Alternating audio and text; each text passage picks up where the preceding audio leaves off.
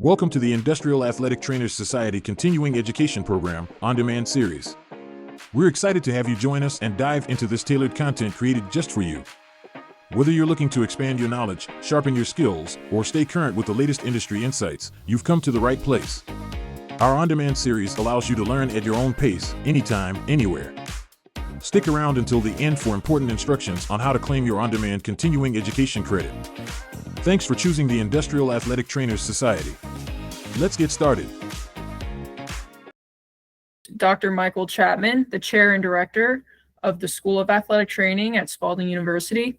Prior to joining Spalding, Mike spent 7.5 years at Amazon, where he was instrumental in building their North American athletic training program and served as head of EHS management for Zappos in Shepherdsville, Kentucky. Most recently, he played a key role in developing Amazon's global ergonomics division, supporting operational excellence and research and design projects targeting MSD risk reduction. Please join me in welcoming Dr. Chapman. Yeah. Thanks, Tiff. Appreciate the time and everyone for you all taking out time, during your day. I know you all are, probably seeking some information about project management, but also your CEUs. So we'll talk about that at the very end. But thank you for again taking your time during the day to kind of talk about this stuff. So as I'm going through the presentation, I'll just kind of post some questions. We do have some features where you can either raise your hand or you can put comments in the chat. So we will be monitoring that as well. But if y'all have any questions, just feel free to stop me. Otherwise, I can just kind of keep talking. Those who know me, right?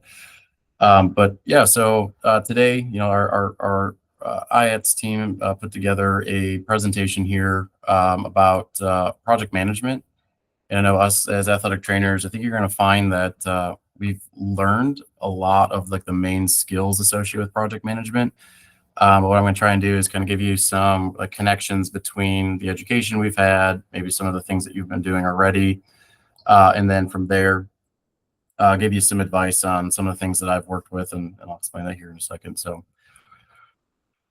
for us, just disclosure, just to make sure, I am working at Spalding University. I'm not here, selling the product or anything like that, but I'm also here supporting IATS. So if anyone has any interest in the future of presenting or participating or getting any information about our programs, please reach out. I'm happy to help. But otherwise, I'm not getting paid for any of this, and I don't have any conflicts of interest or selling anything with the presentation. So I know Tiff gave a brief introduction here, and just kind of want to talk through a couple things. So for me, it's not that I took a untraditional route, but when I was in undergrad, I always thought to myself that I was just going to work football, and then somehow I ended up working at Amazon, right? So it's something that some of you might be similar in the field of industrial athletic training, and how did you land here? How did you come across it? But for me, I definitely was in college athletics, and then Amazon came calling. So for me, education-wise, I did athletic training, exercise physiology as an undergrad, sport management as a master's, and then my doctorate. I kind of helped when I was at Gardner-Webb. We kind of were able to kind of blend what we were interested in doing. So my doctorate kind of does focus on organizational leadership and change management. But then I focused on injury prevention programming, so how to get into organizations and impact change and whatnot. So like Tiff mentioned, I am currently at Spalding University here in Louisville, Kentucky. So I do teach in the Master's of Science in Athletic Training program. But prior to that, I was with Amazon. And for me, I left college athletics. I was assistant athletic director before I transitioned over to Amazon, and it kind of brought me in because it was very ambiguous. They really didn't know what we were going to be doing or how we were going to be doing it. That challenge right there was really interesting for me. So there were about 10 of us originally hired on as they call blue badges or Amazonians, and from there we kind of expanded on, what is it that we could potentially do. So I believe when I left that program, there's about 275 plus If anyone here is on here, can fact check me on that one, go for it. But we went from just 10 to 275 plus, and I know it was expanding into different countries when I left. But then I went into risk management or EHS management. But then from there, when I was in the we call it IPS, athletic training or injury prevention specialist program, we all kind of focused on, like the original 10 of us kind of focused on different areas. So some focused on health and wellness, some focused on mental health, some focused on patient care. And then me, what I noticed is that job hazard analysis led to ergonomic development. And then what I realized is that we could probably implement change faster if we focused on engineering solutions. So originally I partnered with our process engineers.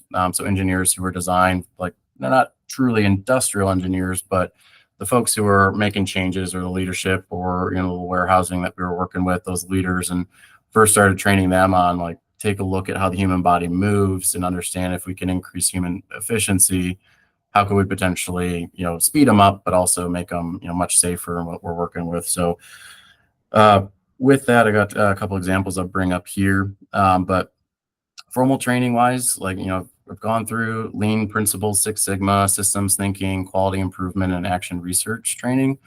I'll talk a little bit about that here in the future, but I don't have like a true, degree that focuses on industrial engineering. I wanted to bring that up. So again, today we're going to talk about just our ideas of action research. We're going to go through kind of understanding like how we can use data to make our decisions. And I have a couple of questions here I'm going to ask everybody, but I have a feeling that you all might be in a similar boat that I was in. One, trying to be, I don't want to use the word trailblazer, but trying to build programs without a lot of like support or insight or buy-in can be really challenging. So I'm going to definitely bring in some of the things that we were able to focus on. Looking at some of those strategies for implementing change, critically assessing our actual strategies that we might be working with, and then again how we can develop some of these project management skills for us as athletic trainers. So all of you have or should have the ability to have like the hand raise function, but I'm just curious with hand raises, how many of us have a hard time getting buy-in with new ideas, or if you're in your organizations, you have a hard time. Yep. There we go. Okay. So quite a bit of us, right? I definitely feel that, right? And then at the time, I didn't fully understand how many of us are in the industrial athletic training space. And Tiff and Shelby, if you want to correct me if I'm wrong here, but I could have swore that I heard once that there was over 3,100 athletic trainers right now in North America that are identifying as industrial athletic trainers. So just the fact that we have that many of us, but we don't really thought share a lot, can be a challenge, right? And especially with us working in organizations where we have to worry about non-disclosures and proprietary ownership and all that stuff. It's difficult for us to really kind of share across. But what I found, especially joining IATS and helping and supporting, a lot of us were seeing the very similar issues that we're working with. So next question, just kind of get a gauge. How many of us have had a hard time from convincing leaders not to implement bad ideas or ideas that we should probably not kind of go through? Again, okay, so over half of you again. Yeah, so again, sometimes we come across some leaders who want to implement some change that is going to impact, say, musculoskeletal disorder, impact or risk, or we do stuff like, hey, like that's maybe great for operations, but is that really the smartest idea for our employee safety? Definitely something that we've come across a lot, and I'll talk about one example. I had a senior leader tell me that they had a 30% approval rating from the warehouse workers that they polled, and they thought that was a good thing, right? It's like, no, you need to have higher standards than just 30% of people saying, yeah, go for it, kind of thing. We'll talk about that too. And the last one here for right now, how many of us have had a hard time expressing their ideas in writing? Like, we probably can talk about it, but actually expressing to senior leaders in writing, like how to convey your opinions. Yeah. Okay. So again, quite a bit of us. So good. I'm glad, I asked these questions just to make sure. But yeah, I'm going to talk about all this right today when we're going through. So there's probably a couple process models or process improvement models that you've heard of before. So Six Sigma, systems thinking, you might identify as a learning organization. And what I've come across, because I did some of the lean principles in my doctoral program. We learned about learning organizations and how to kind of develop that culture. But then most recently, I've been taking some classes in an MBA program, and we started going into systems thinking, and I really started to kind of look at what we're doing for our athletic training education. And one thing that we teach is action research, which I'm going to talk about here. But when you look at like Six Sigma, systems thinking, learning organizations, they all really have like very common core threads. So when you're trying to figure out, do you want to go through Six Sigma, yellow belt, green belt, black belt, all that stuff, or do you want to go do your PMP? Do you want to go through a systems thinking model, or if you want to, more on the education side or organizational culture side, learning organization, which one that you want to work with? I think for me, just trying to let you all know that they're all very similar, and just understanding the basis of all this can be helpful for what you're working with. So, Six Sigma, the concepts here, small incremental change over time will yield big results. So customer focused, data driven, cross-functional culture implementation. Systems thinking is more of a holistic approach. It's more of kind of working together, coming up with a synthesis that, what is our end game? What is our user end game? And how can we implement change based on what the problem statements are? Intentional design. So we're not just going out there and doing stuff to do stuff, like we have a reason. But again, culture implementation is one of the biggest things. And then learning organization is an organizational theory, just overall about the, if we're going to do something, we can't just, do something just to do it, right? There has to be a purpose, there has to be a drive, but then we got to actually check what we're doing, right? Is it working? This might be familiar for those that were in the traditional athletic training setting, where we're even talking about physical rehab, right? Making smart goals, implementing those goals, whether that's short-term, long-term, and then you're constantly going back for reevaluation and checking what we're doing. This right here is something that, a lot of organizations thrive to be on, but the biggest one that, I try to push for folks is like this sense of ownership, but this sense of like putting personalities aside and really diving into what did we do right, what didn't we do right, and how are we going to improve on it. So like that lessons learned side, like if you're in an organization right now where you folks kind of struggle with admitting if they have faults, right? As a leader or as the project manager or as, anyone that's in your organization, like you have to start that, right? And folks are uncomfortable with admitting when they're wrong. But if you can kind of break some of those barriers and kind of get it into your culture of like looking at everything, and instead of saying what we did wrong, how can we make things better? So when I look at what we're doing in the athletic training space for education, right? One of the big ones that we're all probably at least a little familiar with is something called action research. And I use the word use the phrase, don't be afraid of the word research. And, I've had a couple students who've come up to me and they're like, this is the class I absolutely am dreading, right? The word research, I don't want to do research. I don't want to be a researcher. I don't want to go get my PhD. And then I've got other folks who are like, yes, like give me more, like let's, go get our PhD and that kind of thing, or kind of get involved with that initial, study that they want to do. But I want you to just eliminate the word research, right? And just kind of replace that with like continuous improvement. If you look at, again, systems thinking, if you look at Six Sigma, if you're learning at learning organizations, like action research is just a methodology that we use to identify a problem, come up with solutions, implement a solution, and then track those results. So those of you may or may not No, right? You're actually, and then you're in the project management space. You're most likely an action researcher. So I'm kind of going to focus this next section on just talking about why that's true. So for us, right, action researcher, Kurt Lewin's one of the bigger names that kind of helped coin this term, but really kind of focusing on, the cycle of that plan, do, check, act, but observing, asking, talking, understanding both qualitative and quantitative data to make decisions and then act on the problems that your organization might be facing.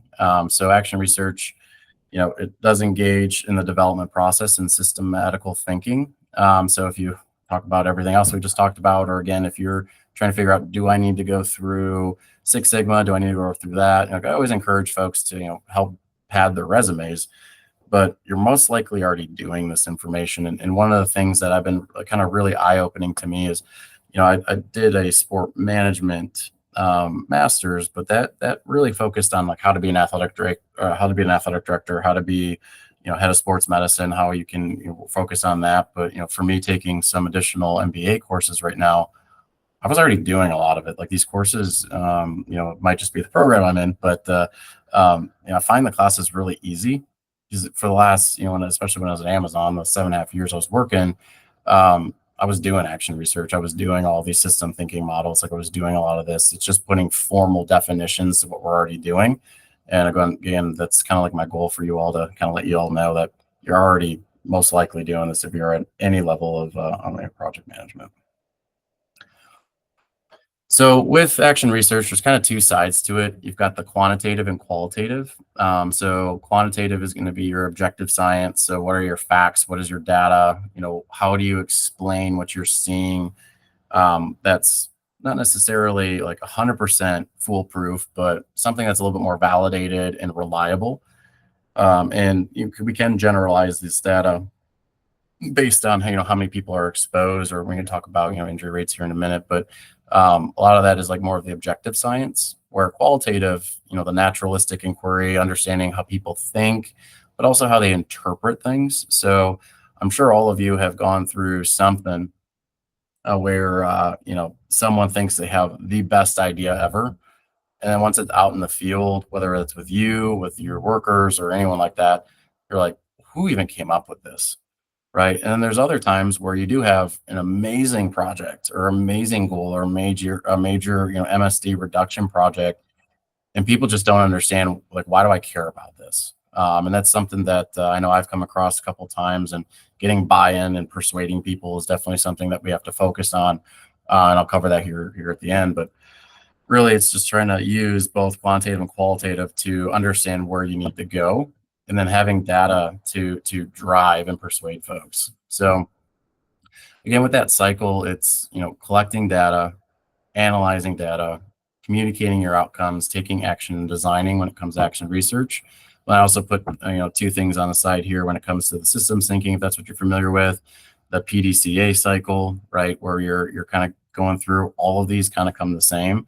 And what I've noticed is that everyone just likes to coin things, and then you can get additional certifications, and then you can get all these different, try this course or pay for this CEU or do XYZ. And, it's all very similar, right? It's just the words that you might be using kind of cater to what your formal education look like, right? For action research, it might be something that you're very familiar with if you went into the science space, right? If you went into a business undergrad or master's or MBA or anything like that, systems thinking is very common, but they're still using the same words like problem, issues, hypothesis, how are we going to test it, and all that.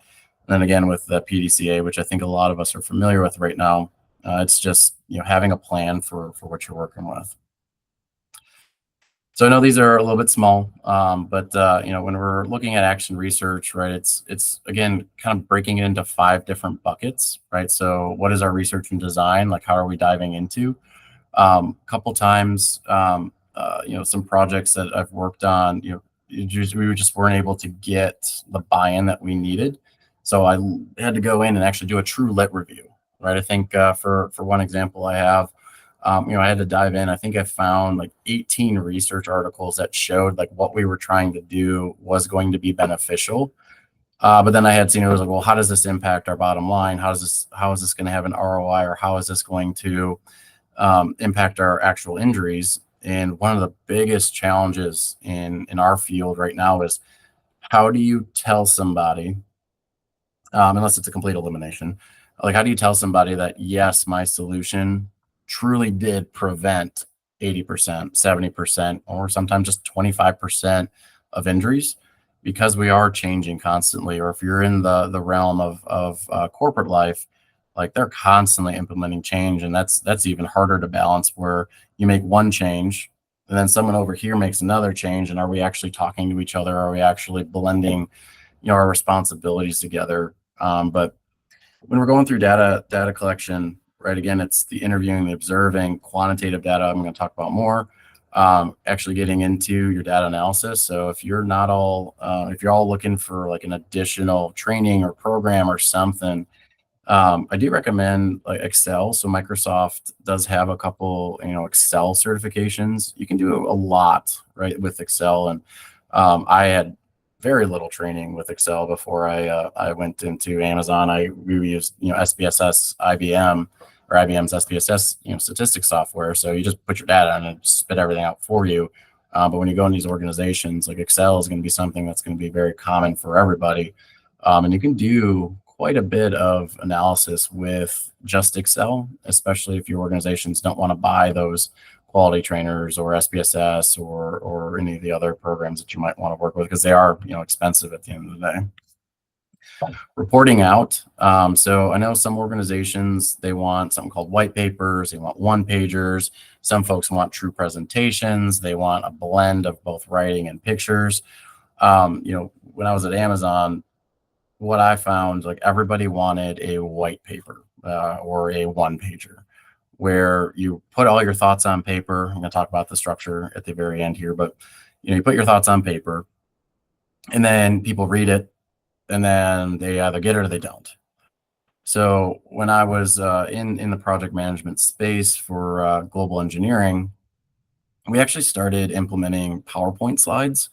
They were very quick, very simple. But what we did was we provided folks with a one pager, but then we had a presentation to walk through. And what we found is that we got buy-in a lot faster, because people learn and understand differently. And yeah, some really can read a written report, or if you have a really good executive summary, they don't need to read the rest of the report. But there's a lot of folks out there that are more visual, right? And why do I actually care? And for us to be able to show body postures for some of the projects we might be working on, that's all they needed. Like, oh, that's, I had, one senior, that's a no-brainer. Like, why didn't you include these in your white paper? It's like, well, direction is that you don't include, images and that stuff. So I'm going to talk about storytelling with data at the very end. Then the taking action, right? So we're going to talk about like the evaluation piece and testing. So how do you look at what vendors are telling you versus something that you might come up with, or a new design that you might be coming up with? So we'll talk more about that. So then again, kind of going into like the next section, I crossed out action research, and all of this stuff just comes down to project management. So real quick, if I could just ask a show of hands again, how many of us are in like a project management or program management space right now?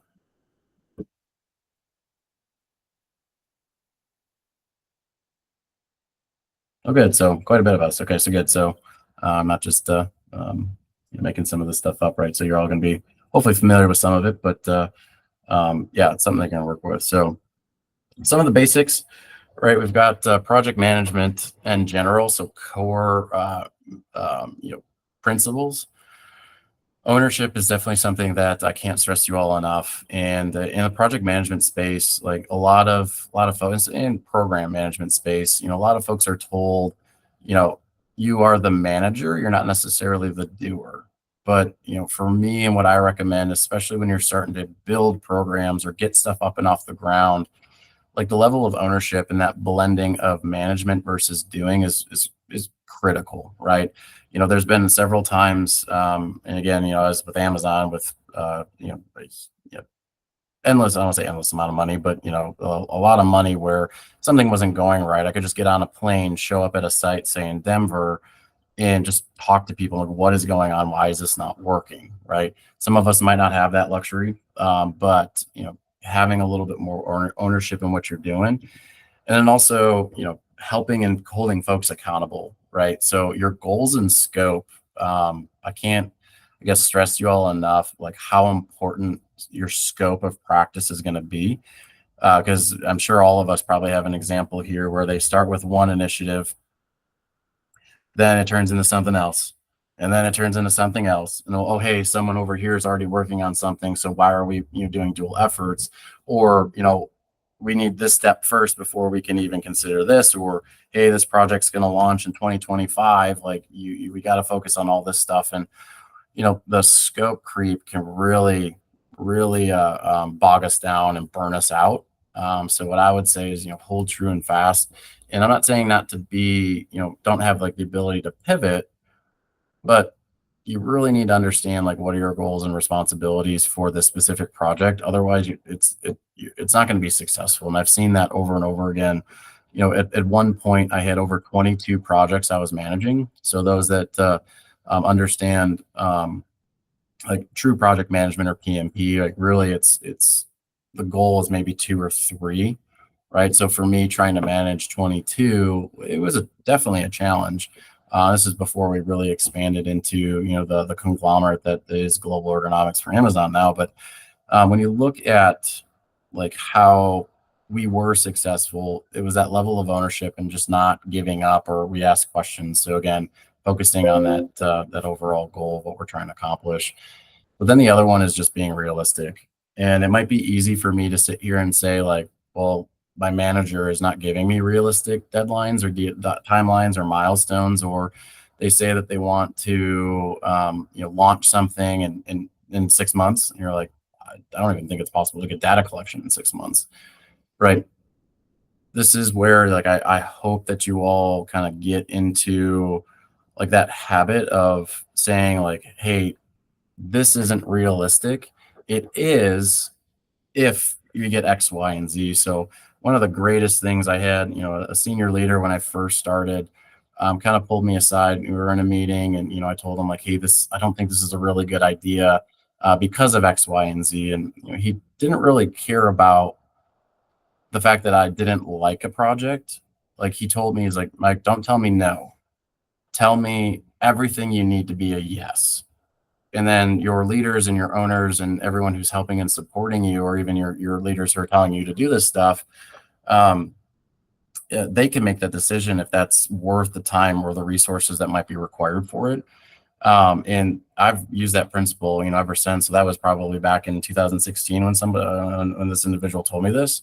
And from there, it's like, even I'm including it in my report outs, like, here's my timeline. If you want it by this date, right, this is the type of support that I need, or this is the help that I need. And then since that's been documented, right, and then when folks are asking later or in the future, like as I'm tracking on, the projects we're working on, I say like, hey, this is what we've been asking for. You've wanted this done in 9 months, but we've got a team of 2, and so-and-so is not even on board from X number or X team. They need to help and take ownership. And the next piece here with resource allocation and budgeting, that kind of goes back to both being realistic in the goals and scope. If you're currently managing 22 projects, like I strongly encourage you all to recognize like how effective are you really in pushing the needle or getting those projects through the finish line. So for me, like I felt like I had, of those projects I was working on, like they were all like in that 75 to 80% done phase, but I couldn't really push everything over the line and then, cross items off. And that was because, the resources that I needed or the budgeting that I needed to get stuff done was really, really valuable.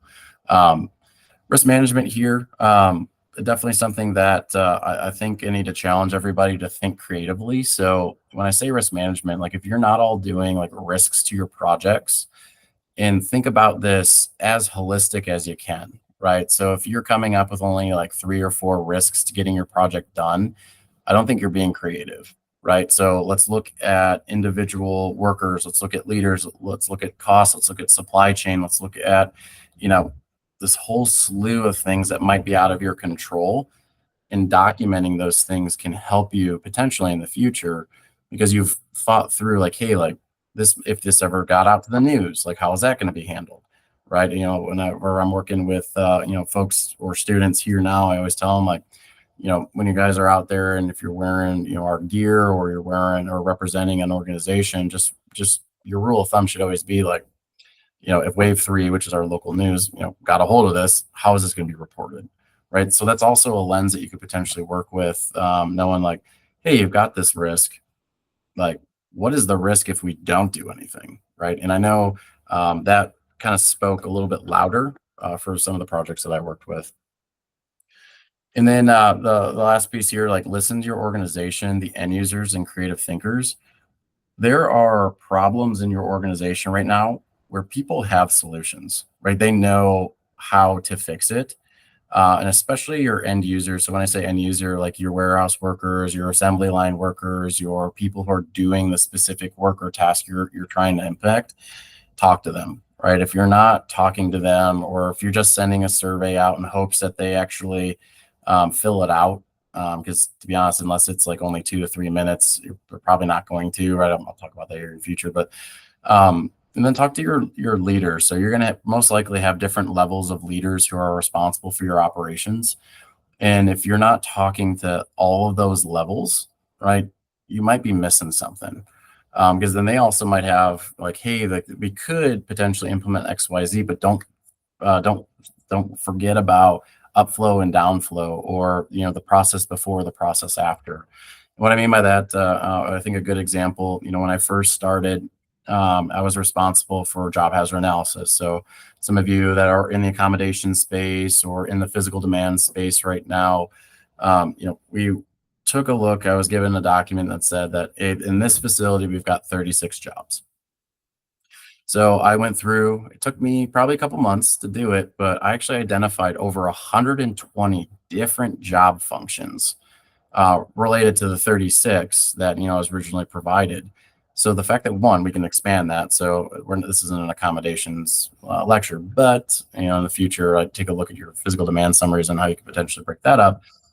But what we soon found is like you make one change to one user and look at all of the different aspects that this could potentially impact.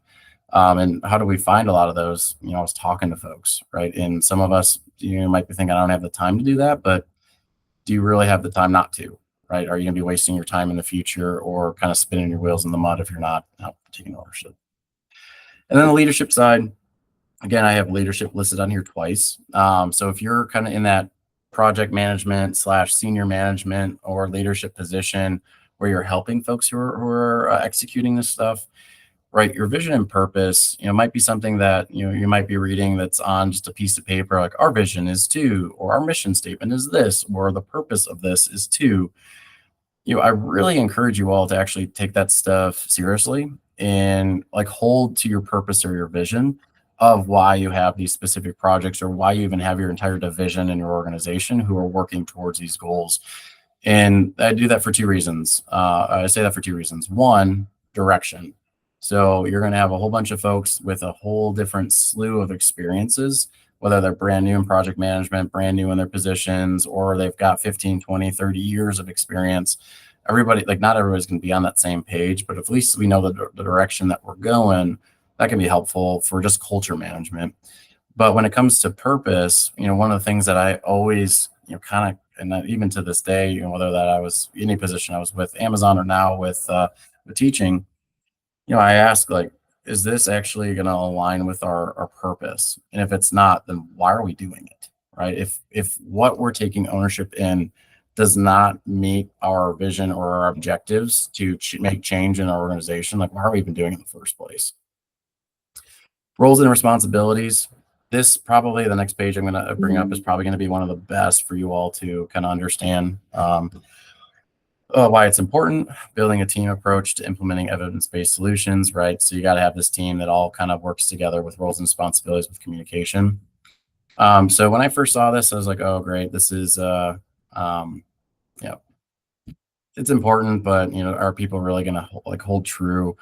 If you do it right, RACI matrix is going to be really helpful for you. So RACI is just responsible, accountable, consultative, and informed.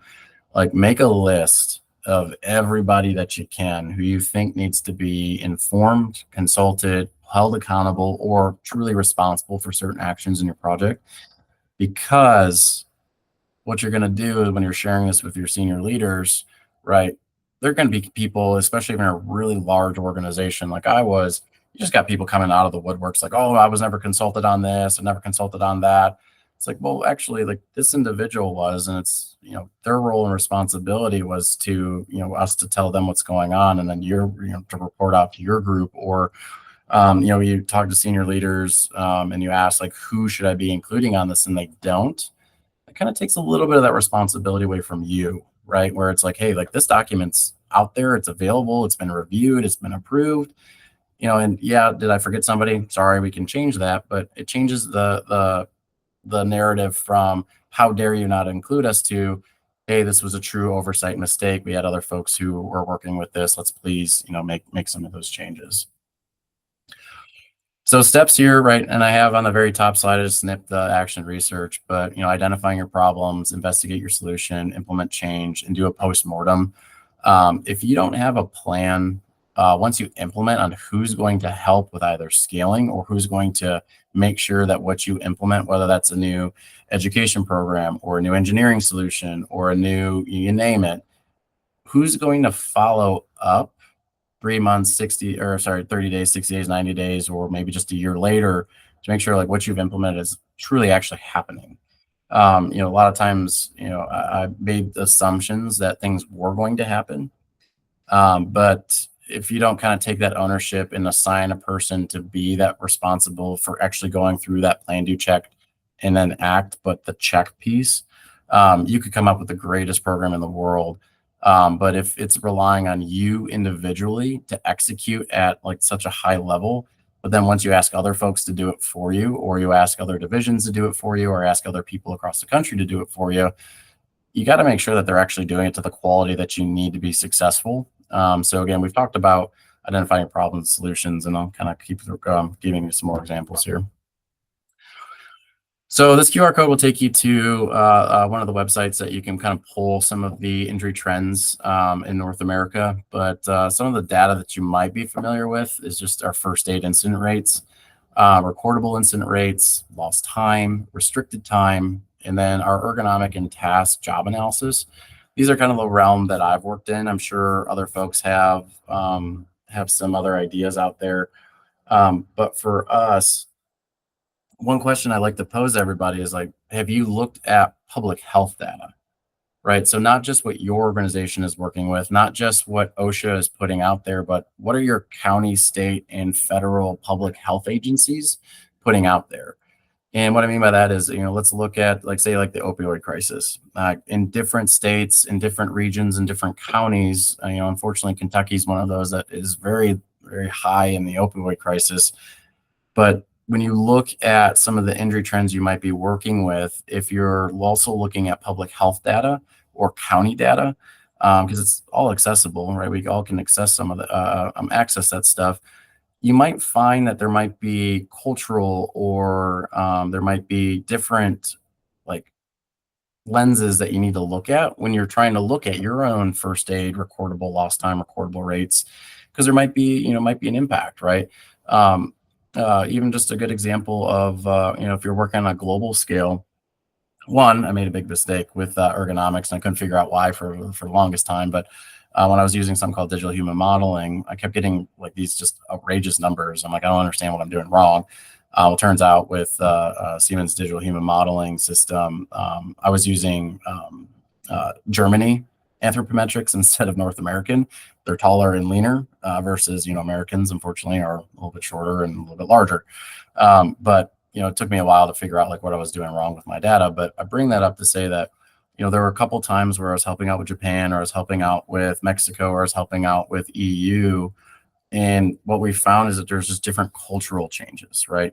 You look at the EU, and I was like, well, why aren't you guys just using your first aid incident rates to kind of help, drive some of the change? Like, Mike, you forget that we have universal health care. So people don't need to go to their employer to get, things covered. They just go to a doctor. Or when we're in talking about, something in Japan, like the culture there of like, I don't say complaining, but coming up when you have a problem, it's not as forthright. So their injury data may look different, just because of the cultural aspect. So, I bring this stuff up to say that yes, first aid, recordable, lost time restricted, and your ergonomic analyses are going to be important for you, but try to look at a different lens there, right? Look at, the U.S. Public Health, the CDC, NIH. Look at military data, right? So one of the great ones with walking, there's a lot of great research out of walking injuries from the military. So there's a lot of different things that you can potentially pull in to help drive some of the things that you're trying to focus on. So the other question I always bring up is like, should I really survey my organization? My answer is 100% yes, right? So when I say survey, like I'm talking more of like both that quantitative and qualitative. So if you use quantitative surveys, it's gonna be more like the Likert scale, like the agree, strongly agree, neutral, disagree, strongly disagree. And you can do that for a couple of reasons. One, if you use more of like the quantitative approach, like I mentioned, you can get, approval ratings, like of this current state, how do you feel about it? And then when you have a post state, to resurvey them, you get that buy-in, right? So for me in project management, I kind of looked at what is my MSD risk reduction? How do people feel about this, right? And then tracking the actual results. So you have something called leading and lagging indicators. So leading is just something that's more predictors. Lagging is more of like your injuries that are resulted.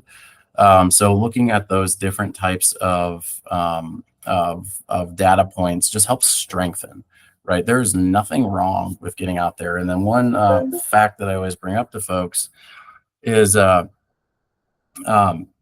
you're looking at survey data that doesn't make sense, like you may actually have to go talk to people. One project I was working on, we were out in the field, came up with the solutions. We implemented almost everything that our workers were asking us to do. And then once we had a survey, the survey results were awful, right? They're just like what's going on? Like, how's this happening? Like, what are we doing that could be different? So we got in our cars, drove down to the facility, started talking to folks, and they're like, again, extremely positive. Thank you. Like, we're really excited for some actual change. And then I asked, like, well, why do you think people were reporting? I was like, oh, I did that survey and I was really upset about my leader. I was really upset that they took something away from our break room. So just be careful of how you word your questions. My rule of thumb is always, 10 questions or less. That way you don't lose attention spans. You don't lose a lot of this stuff that you might be working with. So I bring that up just to say, surveying folks is important, but you might actually have to talk to people too. I think you'll be able to find that qualitative surveying is just as effective, because let's say you go through and talk to 30 people, you're going to develop themes on what are the problems currently with what you're trying to face or what you're trying to solve. So with us in collecting data, right, is it valid or is it reliable? So this is going to be like one of those like concepts with, if your organization's currently using Reba and Rula to make major business decisions, I strongly encourage you to do more, right? Because Reba and Rula is a great entry-level tool. I have found that a lot of safety specialists and safety professionals don't do it right. But with in general, right, it's just a high level. Here's a low, medium, or high risk. And those should be for like simple solutions. But if you're looking for like a true change that requires a little bit of a money investment, like I would use things that are a little bit more advanced, right? You got ACRA, which is going wild over in EU and Europe, but we also have got different types of what I'm trying to say, ergonomic tools here in the United States as well. But you have access to a whole slew of things. I'm happy to give a list, but one thing in particular that I really appreciated was DHM, so digital human modeling. So you can get consultants, or you can learn how to do it yourself. Like, I had no formal training in this, and then I did have a couple folks who kind of walked me through. And once you learn some of the tips and tricks associated with it, it's not as scary as it might seem. And you can actually put people in postures, change the position or how they move. And you actually get quantifiable risk associated with every body part or the main body parts that you might be targeting. So I do encourage, if you do have the access to this, to lean on that type of quantitative data.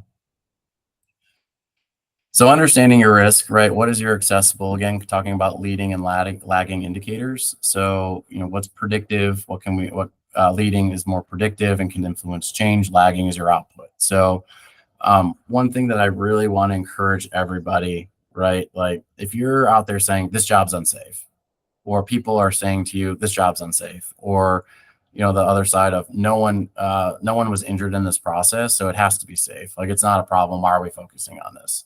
Or the opposite side of that, where I had 5 people who were injured this week, it must be a problem. So this is anecdotal, right? And if we are using just injury trends to influence our decisions moving forward, I do encourage you all to get more into your data in more long-term data or more ergonomic risk to help with what you're working with, to kind of help drive that conversation. Or we call them squirrels, right? You're not squirreling all the way over here where it was just a bad week, or there might have been something going on with the manager, or there might be something going on with a process change that might have been temporary, or something that you're going to focus your effort and your resources somewhere else. So if you're in an organization that's like, oh, I had one serious incident over here, it has to be a problem, I need to fix it and get it done right now.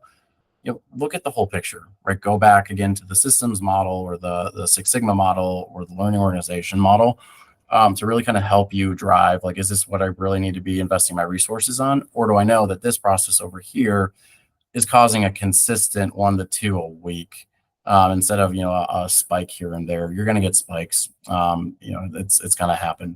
So that's kind of some advice I have for you.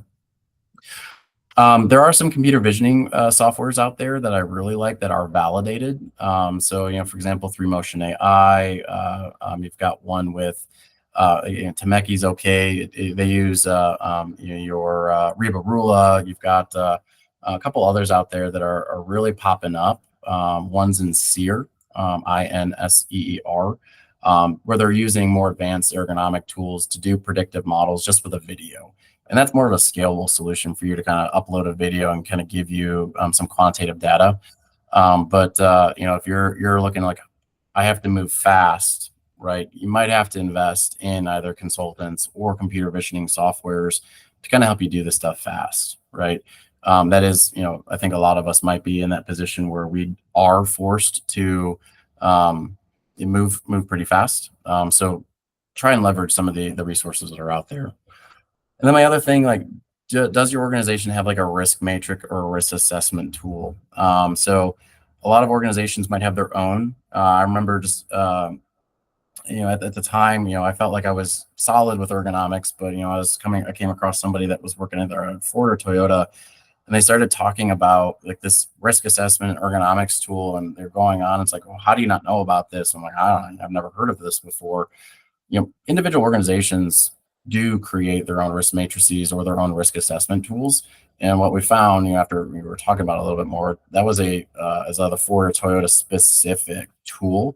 So yeah, I don't have access to it, right? It's something that internally they use and they don't publish it. But look at stuff again that's been validated. So yes, Reba and Rule have been validated. The WAT tool has been validated. Liberty Mutual, the Ohio State, push-pull, the BWC, Ohio State, right? All that stuff has been validated by researchers. And again, getting rid of the anecdotal or getting rid of like the generic level, I think would be really helpful for you when it comes to, those assessment tools you might be working with. So then the next advice I have for everybody, right, is just, how do you know your solutions are the right call? Again, if you're using qualitative and quantitative data to help come up with your solution, you understand what the risks might be, right? That should be the right call. But then you also have to look at, the scalability of it. Like if your new solution is only 40% of people are happy about it, and it's only going to have like a 10% reduction in risk, right? Take a look at that, right? If it's a simple solution, go for it. If it's going to be really, really expensive, like why invest millions of dollars in a solution that you're only going to have a little bit of a return, right? It might actually be more of a headache for everybody. So having that ROI and that discussion is pretty important. But one thing I strongly encourage folks to do is look at whenever a vendor is trying to sell you something, ask the questions, is this reliable or valid, right? Or how did you validate your solution? So I'm not going to name names, but I was working with one computer visioning software system, and I asked, like, how are you getting these? Like, how are you getting these risk scores, right? I'm just, I just want to know. And they either wouldn't answer or couldn't answer me. So for me, like, that was a huge red flag on, like, yeah, you've got the system, and yeah, I don't need to know the inner workings of your AI and your computer visioning, your processing and machine learning process, but you can't tell me like what biomechanical principles you're using or what ergonomic tools you're using that have been validated to make these risk scores. Like, I wouldn't use them. I wouldn't invest in them. So if you're not challenging your vendors, or like if they're like, I've got this brand new solution, like let's use it, let's sell it, let's get into your organizations, ask them, like, how do they know this is actually beneficial? I love it when I see vendors that say, oh, this new ergonomic design that's going to help save on injuries. Okay, that's great. How'd you validate that? So that's definitely something that I encourage you all to ask folks about. I do get ahead of myself a little bit, but in this sense, right, planning should be the most of your time. Pre-post evaluation solutions, both qualitative and quantitative.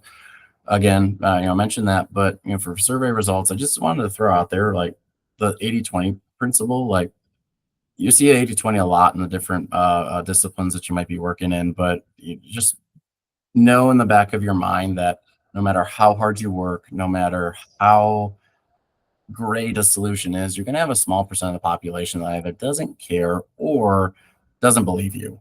So I just want to kind of give you that thought, like, um, or not that thought, but give you some of that advice there, where it's like, you're going to come across people, especially your end users or your warehouse workers or whoever you're working with. You're not going to make everybody happy, right? That's the truth. Project management, no matter what you do, you're going to ruffle feathers, or you're going to make somebody not as happy as they should be, right? But if you're following the process you need to, and you actually can show that what you're doing is going to work, it's going to be really, really helpful for you. Testing your solutions is definitely going to be important. And then the question here is, are your results repeatable? I can't stress that enough, right? If you launch something and it's really successful, people love it, your injuries are cut by 90%. Well, if you have the opportunity to expand it to a new warehouse or a different division, a different part of the country or something, if your results aren't repeatable, right, you need to keep testing. You need to keep understanding, like, why these things aren't working. Otherwise, when you scale it to an entire organization, it's not going to be successful for you. And that kind of takes me to, like, the report out. So for us, what's a white paper? What's a one pager that I was referring to? And then one of my, favorite, episodes of The Office, where, they're asking for a rundown. An executive summary, like a white paper, should kind of include your executive summary, introduction, problem statements, solutions, or current state, future state, your methodology and how you're going to get there, risk, like I talked about, timelines and what you need. And kind of using that as like your guiding principle, right? If you can get everybody to agree to a certain timeline, and then you come back and it's like all of a sudden it's people are like, why isn't this done yet? It's like, this is what we agreed on. This is in writing. This is what I need. This was the budget that I asked for, and now you're telling me that I'm not getting it. Like, how am I going to be successful based on this? And you can use that to hold other folks accountable as well. So it's definitely something that I recommend.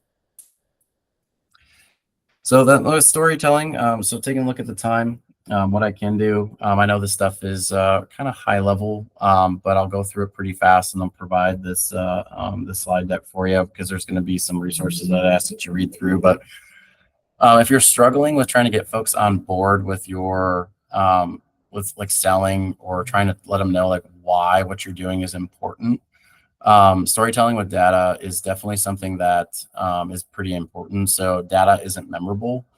5% of statistics aren't remembered. I'm sorry, only 5% of statistics are remembered, but 63% remember a story. What happened? How did it happen? Why is this important? Selling the why. Like, our minds, in most cases, process stories better than logic, right? So this QR code, again, I'll share this with you, will take you to a really great resource that kind of goes through all of these next slides. But with data visualization, right, your data needs to have a narrative, but it also needs to explain it. Like you need to have one concept if you are going to have, say, a PowerPoint slide, or you're trying to sell something to somebody to persuade them, right? You can't just have like a white slide deck with just nothing, like with very simple phrases on there. Or if you're someone that has like this slide where there's a lot of information, right? You being able to talk and sell is very important. And I encourage you all to kind of get into, that best practice. Again, one idea equals one slide. Align your data to message, like kind of like the 3-second test. So if it takes more than 3 seconds for people to understand like what your slide's telling you, right, you might not be portraying that concept as fast as you should. And this is where that fine line, right? You write papers for a reason. Like we write our papers for those that are really analytical. They can read through, understand, pick it apart, ask questions. And then there's other folks where, they might only need the basic information. So knowing your audience is just as important for both persuasion and knowledge level. So a lot of times, one thing that at first I was getting a little frustrated with, but whenever I was presenting new ideas, I had to make a massive white paper that had every information for the folks who are really analytical. Then I needed to make a one-pager for the folks who don't really care. They just need to know, what's your plan? Are you going to get there? And do you need a yes or no? Or what kind of support you need from me? And then everything in between, right? So your end users, your middle managers, your senior managers, right? You do have to change how you're talking to different folks, because if you don't, you might lose somebody, you might miss somebody, or if you're looking at the types of audiences you might be working with, you've got experts out there who need data, right, to help make decisions, or they might already say no because of preconceived notions, or non-experts who are more emotion-based. Like, so if you're going to be working with a senior leader who doesn't know anything about your position, like selling this stuff is more important, right? Playing to those emotions and playing to why I care is more important, where experts may need more data, right, to justify what you might be working with. So I'm going to stop there. This was just to run someone through just a general scenario of what you might be working with. But I'm happy to stop there and open up for questions. And again, I'm going to share the slide deck with everybody. And then once we're done with questions, I'll kind of explain real quick how to collect your CEU here. But I'll stop there and kind of open up for any questions you might have. Okay. Well, then, summary-wise, right? Oh, thank you. Appreciate that. Just summary-wise, right? Project management's difficult. Stop with the anecdotal evidence, right? You need to use data. Otherwise, you can't get a lot of folks on board. Retest your solution and aim for those similar results, right? If you can't repeat what you found, it's not valid. Understand your audience and their knowledge level. And athletic trainers, believe it or not, we've gone through a lot of this training. It's just learning new lingo in the business world and what type of organization you might be in that'll help you be successful. This concludes the IATS OnDemand Continuing Education Program video. To claim your CEU, you must be a member of the Industrial Athletic Trainers Society and complete the From Claim Your CEU found in the YouTube description. If you have any interest in learning more about what the Education Committee has to offer, reach out to the email address on your screen. If you would like to volunteer your time to speak on a topic that interests you, please reach out. Thank you and stay safe.